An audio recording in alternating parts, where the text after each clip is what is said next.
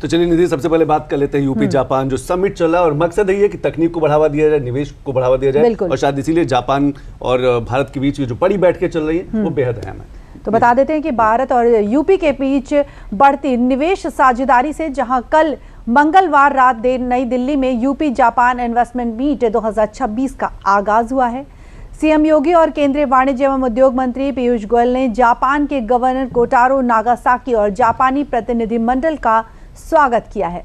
प्रतिनिधिमंडल के सम्मान में आयोजित रात्रि भोज के साथ 5 दिवसीय कार्यक्रम की शुरुआत हो गई है, और वहीं आज इस सम्मेलन में यूपी सरकार जापानी दिग्गजों के साथ निवेश की संभावनाओं को लेकर मंथन भी करेगी। यहाँ पर बता दें कि नई दिल्ली में सीईओ राउंड टेबल का सेशन भी किया जा रहा है, जिसमें केंद्रीय रेल एवं सूचना, साथ ही प्रसारण और इलेक्ट्रॉनिक्स एवं सूचना प्रौद्योगिकी मंत्री अश्विनी वैष्णव और केंद्रीय कृषि एवं किसान कल्याण और ग्रामीण विकास मंत्री शिवराज सिंह चौहान समेत कई जो वरिष्ठ प्रतिनिधि हैं वो शामिल हो रहे हैं।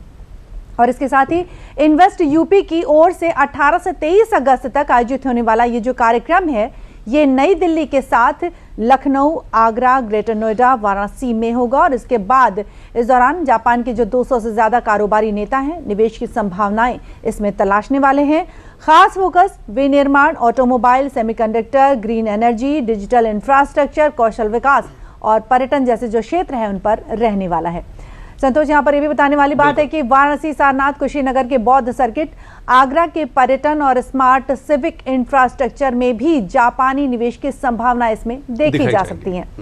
और इसके पहले यामानाशी के साथ ग्रीन हाइड्रोजन और ऊर्जा सुरक्षा, डीएनएसओ के साथ ईवी प्लांट और मेडिकल डिवाइस जैसे जो क्षेत्र हैं, इसमें सहयोग की जैसी जो साझेदारियां हैं वो भी सामने आ रही हैं।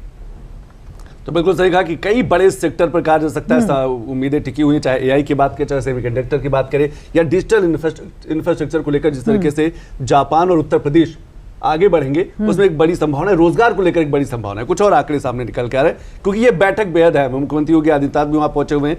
जिस तरीके से आप देख पा रहे हैं कि किस तरीके से कहा जा सकता है कि 23 दिसंबर 2024 को औद्योगिक सहयोग, पर्यटन, व्यावसायिक शिक्षा और ग्रीन हाइड्रोजन व स्वच्छ ऊर्जा तकनीक पर एमओयू पर हस्ताक्षर किए गए। मकसद यही है कि दोनों देशों के बीच, खासतौर से जापान और उत्तर प्रदेश के बीच या जापान और भारत के बीच निवेश और कहा जा सकता है तकनीक को बढ़ावा दिया जाए। यामानाशी के साथ औद्योगिक विकास, पर्यटन और तकनीकी व्यावसायिक शिक्षा में सहयोग का एक बड़ा इंफ्रास्ट्रक्चर, एक बड़ा कहा जा सकता है कि ढांचा तैयार किया जाए। ये बेहद अहम है। साथ ही वर्ष 2025 में गौतम बुद्ध नगर में इलेक्ट्रॉनिक वाहनों के लिए मोटर जनरेटर प्लांट लगाने का भी समझौता हुआ। तो पूर्व में यूपी और जापान के बीच जो समझौते उस पर हम नजर डालें कि किस तरीके से जापान और उत्तर प्रदेश बेहद करीब रहे हैं। फरवरी 2026 में ऑटोमोबाइल, इलेक्ट्रॉनिक्स, एडवांस कंपोनेंट, कृषि मशीनरी और अन्य क्षेत्रों में कई बड़े समझौते हुए हैं। कुछ दिन पहले मुख्यमंत्री योगी आदित्यनाथ ने भी जापान की यात्रा की थी। वहां के जो हाई स्पीड मेट्रो है उसमें बैठे थे। 6 मई 2024 को येडा यानी कि जो यमुना विकास प्राधिकरण है और जापान की एमईजे के बीच नोएडा में मेडिकल डिवाइस पार्क में जापानी निवेश और तकनीक लाने को लेकर भी बड़े समझौते। और इस बार भी जो यमुना है कहा जा सकता है निधि, वहां पर यानी कि जो यमुना विकास प्राधिकरण का पूरा क्षेत्र है, लगभग 500 एकड़ में एक जापानी सिटी बनाई जाएगी। बिल्कुल। तो कुल मिलाकर आने वाले समय में जो यूथ है, जो युवा है, उसमें 2 बड़े सेक्टर, एक एआई और सेमीकंडक्टर पर बड़ा फोकस होने वाला है। और भारत और जापान के बीच अगर व्यापार की बात करें तो अभी भी लगभग पिछले साल के जो आंकड़े, लगभग $27 अरब का व्यापार दोनों देश करते हैं। और शायद इसीलिए कहा जा सकता है कि यूपी अब एक बड़ा हब बनकर तैयार होने वाला है। निवेश को लेकर भी, रोजगार को लेकर भी। मुख्यमंत्री योगी आदित्यनाथ ने उत्तर प्रदेश जापान निवेश सम्मेलन 2026 में जापान के बिजनेस डेलीगेशन के साथ द्विपक्षीय बैठक की है।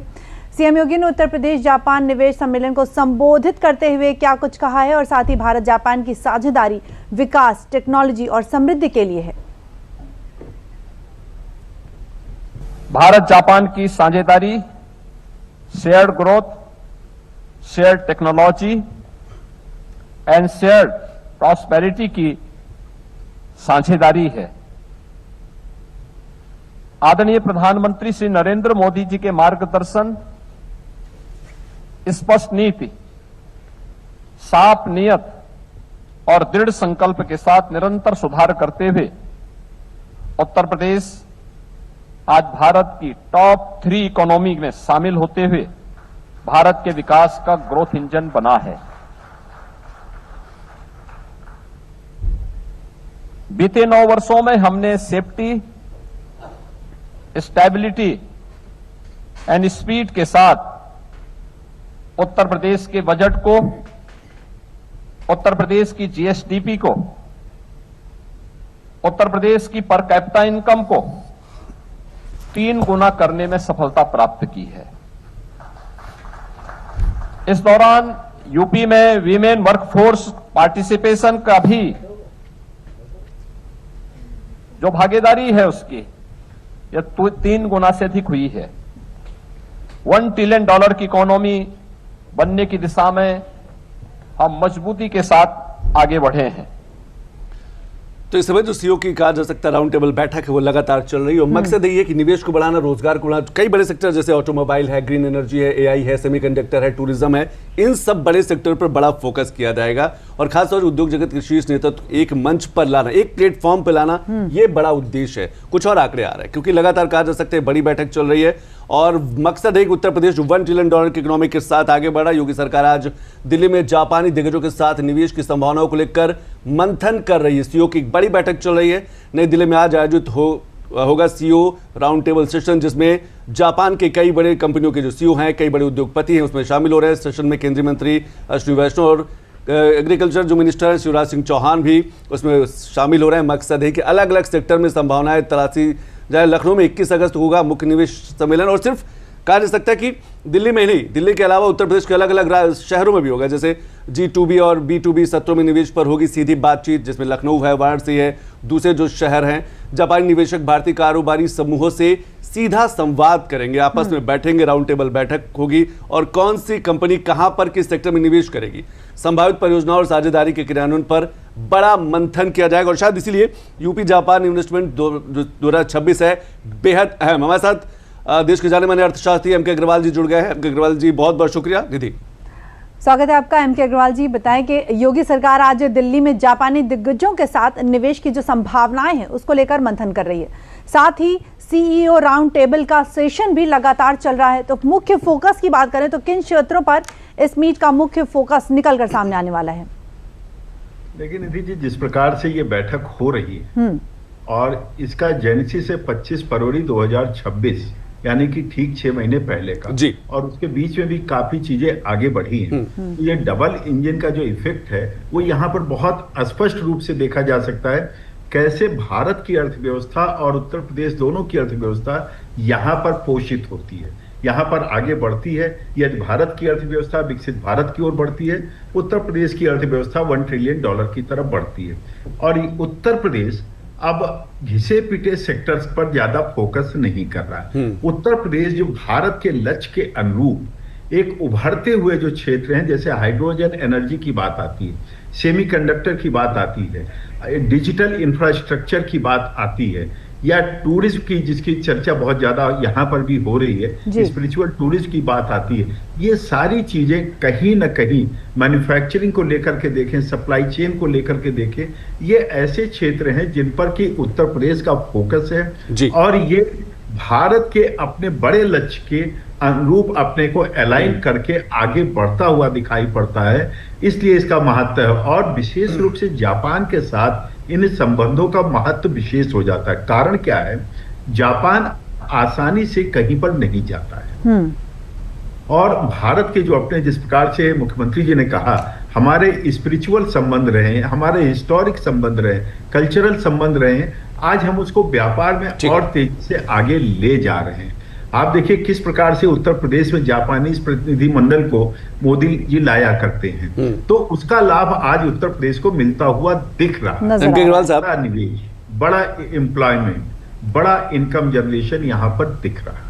एम के अग्रवाल सर, क्या हम जब जापान और भारत के रिश्तों की बात करते हैं, पिछले साल के जो आंकड़े निकल के आ रहे हैं लगभग $27 अरब के आसपास बायलैटरल जो ट्रेड हुआ है, लेकिन अगर उत्तर प्रदेश के हम परिप्रेक्ष्य में देखें तो क्या उत्तर प्रदेश के बुंदेलखंड जैसे जो क्षेत्र है, जो पूर्वांचल जैसे जो क्षेत्र है, जो थोड़ा आर्थिक रूप से पिछड़े माने जाते हैं, वहां पर भी निवेश होने की संभावना है? वहां पर क्या आपको लगता है थोड़ा सा बदलाव होगा जिस तरीके से उत्तर प्रदेश में दुनिया भर के देश या जापान जैसे देश जो है निवेश कर रहे हैं? देखिए, अगर लैंड आज ज्यादा उपलब्ध है तो वो कहां पर है? ईस्टर्न यूपी में और बुंदेलखंड में। आज बुंदेलखंड सोलर एनर्जी का हब बन रहा है, इसी प्रकार से डिफेंस कॉरिडोर का हब बन रहा है, कई प्रकार के एग्रीकल्चर और एनिमल जो है रिसर्च का हब बन रहा है। तो और आज बुंदेलखंड विकास के रूप में देखा जा रहा है उत्तर प्रदेश में। एक कुछ वर्ष पहले तक, 17 के पहले तक बुंदेलखंड पलायन, पानी की कमी के रूप में जाना जाता था। आज ये सारी चीजों का डिस्कशन बंद हो चुका है। हम एक बड़ी छलांग लगा रहे हैं। और अगर आप ग्लोबल इन्वेस्टर समिट 2023 की चर्चा करें, एक बड़ा भाग निवेश का बुंदेलखंड और पूर्वी उत्तर प्रदेश को मिला था। तो जापान की भी जो स्ट्रेटजी होगी निवेश की, ठीक है, यमुना एक्सप्रेस पर होगा उनका एक अपना, जिसको कहते हैं जापानी सिटी स्टेट, वो वहां पर होगा। लेकिन वहां पर होने के साथ साथ जब एक्सपेंशन करेंगे, जब चीजों को आगे बढ़ाएंगे, तो निश्चित तौर पर ये क्षेत्र भी लाभान्वित होंगे। वरना आप इसको सप्लाई चेन के तहत देखेंगे तो निश्चित ही लाभान्वित। पर सर एम के अग्रवाल सर, क्या आपको लगता है जैसे हम जापान की जब भी बात करते हैं तो वहां पर तकनीक है, वहां पर कहा जा सकता है कि इनोवेशन है, तो क्या स्किल्ड यूथ जो है उसके लिए ज्यादा मौके होंगे उत्तर प्रदेश में, जो इंजीनियरिंग सेक्टर का है, जो एआई से जुड़ना चाहता है, जो सेमीकंडक्टर से जुड़ना चाहता है, जो तकनीक से जुड़ना चाहता है? और उसके लिए जो हमारे शैक्षणिक संस्थान है उनको भी अब काम तेजी से करना होगा। मतलब हमें कॉम्प्लिसेंसी के साथ, या ऐसे कि हमारे यहाँ सब ठीक है, ऐसा नहीं है। नई चुनौतियों क्योंकि नए अवसर है तो नई चुनौतियां भी आएंगी, नई टेक्नोलॉजी के साथ जुड़ने की आवश्यकता है। और यहाँ पर जो उनको सप्लायर्स चाहिए, वहां पर इनोवेशन की गुंजाइश और बढ़ जाती है। हमारे यहाँ स्टार्टअप्स के लिए बहुत बड़ा अवसर ये जापानीज निवेश यहाँ पर देगा, क्योंकि जापानीज निवेश जो आ रहा है दीर्घकाल के लिए आ रहा है। ये पलायनवादी नहीं है कि अभी आया और साल भर बाद फायदा लेकर चला गया। ये जब आते हैं आराम से आते हैं, और जब टिकते हैं तो आराम से टिक करके आपस में तालमेल के साथ निवेश करते हैं और बहुत गहराई से अध्ययन करने के बाद देखते हैं। आप बुलेट ट्रेन का आप उदाहरण देखिए, लोगों ने उस समय हंसी उड़ाई थी, आज वो बुलेट ट्रेन हकीकत में बदलने जा रही है। बिल्कुल सही कहा।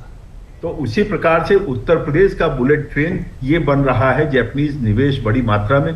200 लोगों का डेलीगेशन, संतोष जी सोचिए, उत्तर प्रदेश में निवेश के लिए केवल आए। भारत में आता तो समझ में आता था, केवल उत्तर प्रदेश के लिए आए। तो उत्तर प्रदेश की अहमियत समझिए, ग्लोबल लेवल पर जो हम लोग चर्चा करते हैं किस कदर से तेजी से बढ़ी है। तो ये डोमेस्टिक निवेश को भी आकर्षित करेगा, इसलिए ये निवेश बहुत महत्वपूर्ण हो जाता है। और 5 दिन का सेशन जापानीज 1 घंटा एक्स्ट्रा नहीं देता है, ध्यान रखिएगा।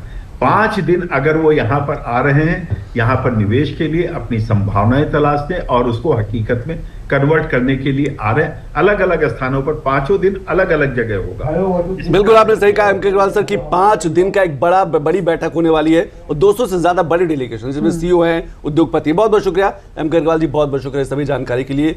तो इस समय उत्तर प्रदेश को लेकर एक बड़ी संभावना वाला प्रदेश है निधि, और शायद इसीलिए दुनिया भर के देश, जापान तो भरोसा कर ही रहा है। जैसे एम के अग्रवाल सर ने कहा कि जापान जो है बहुत कम देशों पर भरोसा करता है, वो बहुत कम देशों पर निवेश करता है, और भारत के साथ साथ उत्तर प्रदेश में निवेश करना ये एक बड़ी बात है।